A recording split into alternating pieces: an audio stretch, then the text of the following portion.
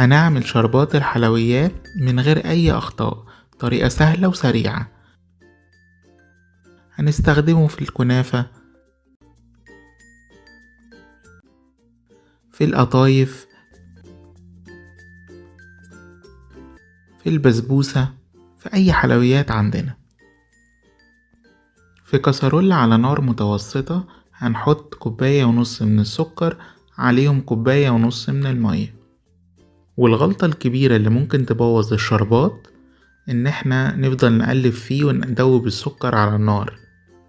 احنا هنسيبه لغاية ما يدوب تماما لوحده، وبعد الغليان هياخد من 5 ل7 دقايق تقريبا، وبعد الغليان ب3 دقايق هنبتدي نحط عليه عصير نص ليمونة صغيرة.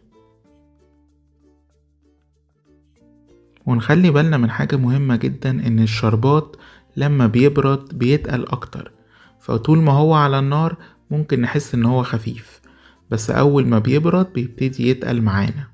وفي الاخر هنحط فانيليا ونقلبه، وبعد كده ممكن نستخدمه على طول سواء بارد او سخن، كل واحد وعلى حسب الحلويات اللي هيعملها. لو عجبكم الفيديو النهاردة ياريت تدوسوا لايك واشتراك في القناة وشير للفيديو، وممكن تفعلوا زر الجرس عشان تشوفوا أحدث فيديوهات مطبخ السعادة.